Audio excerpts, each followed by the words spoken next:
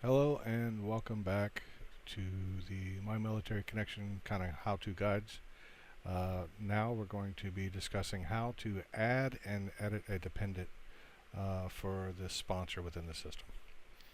So as always, we'll need to log in, and we're using John Michael Carter as our sponsor.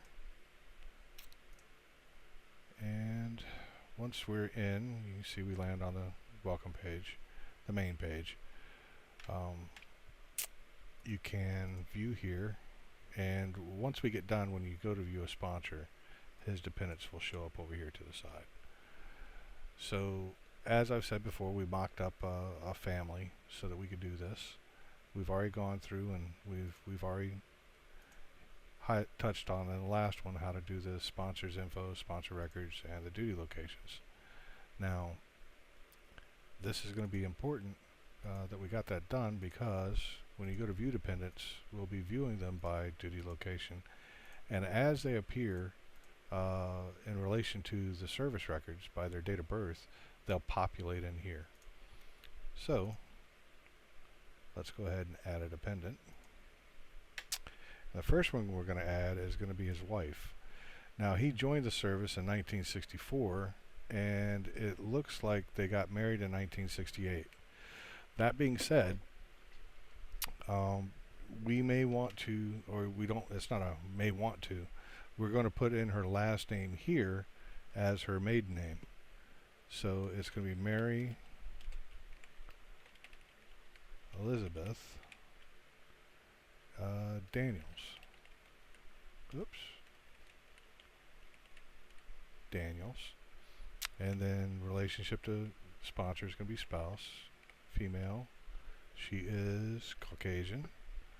Her date of birth was in January of 1948.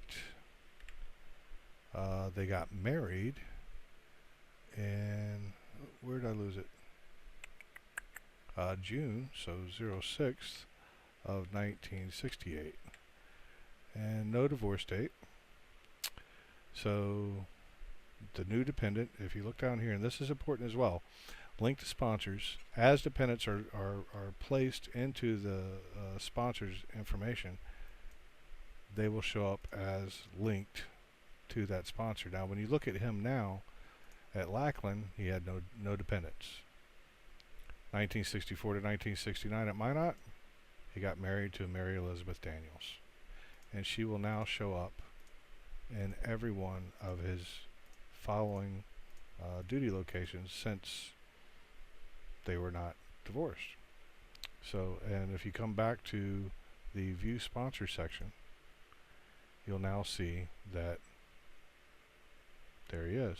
And I don't know if you noticed it or not, but when we're looking at the view dependents and we view by duty location, since this was an unaccompanied tour,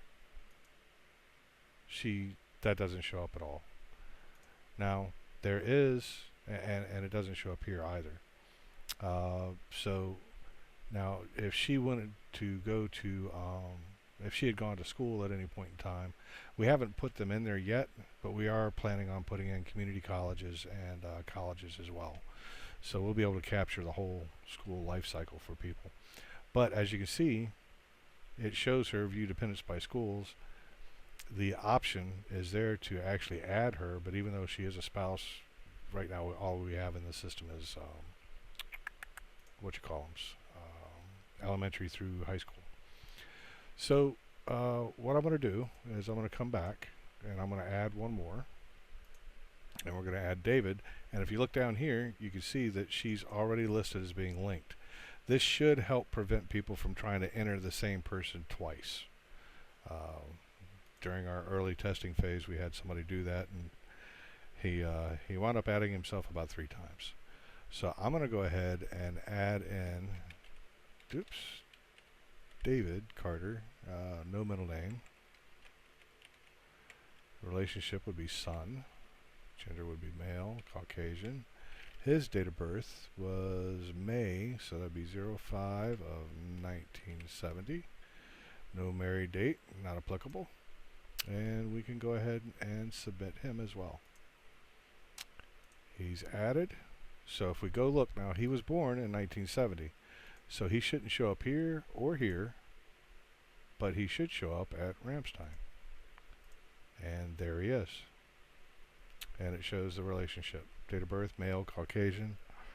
So I'm going to go ahead and add the other ones in real quick, and then we'll come back and I'll show you how to edit the dependents. So stand by for just a few seconds. I'll be right back. Okay, and we're back, and I've gone ahead and entered the rest of the family.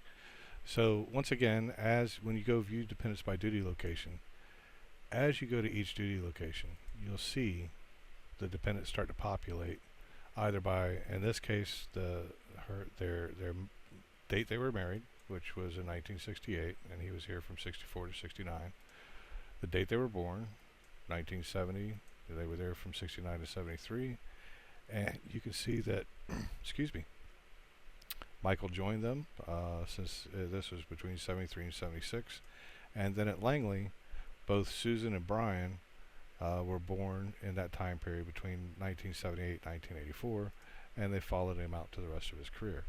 So you can see the progression of the family when you view the information this way, when you're adding it for yourself.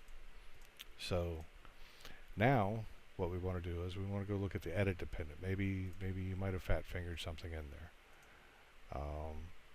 Now on the edit dependent info page, if you'll notice here, dependents you can edit. Now I'm in here right now as John Carter himself. Later on, if either Mary or David or Michael, and definitely David, because David will be adding his own sponsor record in a later tutorial, the system will allow you to adopt your own record that's already in the system. Now what happens is once you adopt it, you identify John as your sponsor, and you adopt your record, he loses edit rights to your record, and you gain them. Now you won't be able to edit anybody else, but you'll be able to edit your own. If you're a part of a family member, it doesn't show on this, and we'll get there later, but if you're part of a family and you notice that if you sign in as Michael, you notice that Susan's birth date is wrong, there'll be an option for you to contact the person that does have edit rights so that you can get that information corrected. Alright, so let's go in and take a look at this, and we're going to edit, because right now it shows her as Mary Elizabeth Daniels, even though she's married to Carter. So we're going to come in here. I want to edit this dependents information. Nothing here that we want to edit, but we do want to edit married names. So we're going to come in here and we're going to put her Carter as a married name. Alias added successfully. And if we wanted to, we could, like, maybe she had a nickname and people were calling her Lizzie. So we can add Lizzie as a nickname. And both of those, either by searching for her by her last name, Carter, and Lizzie as her first name, when it comes to the search, will allow you to do that. Now another thing you'll notice down here is we do have a delete dependent button. That is just in case somebody accidentally goes in and adds himself to the wrong sponsor, which is a possibility, because as the database gets more populated, similar names could crop up and somebody may not pay enough attention to do that. So since they will have added their own dependent record at that point, they'll be able to go back in and delete that mistake. Or possibly somebody was adding the information and helping somebody else add dependent information, and the record was just completely wrong. Or possibly maybe they added somebody twice. You'll be able to make those changes. So in this case, we just added Carter and Lizzie, and we're just going to go ahead and save. And it tells you that it was done correctly. And you hit close. And now, when you go to view dependents, actually, it's more like a search dependent. We'll go ahead and do this real quick. We do a dependent search. And let's say we want to find Mary Carter, female. Oops. There we go. She's Caucasian.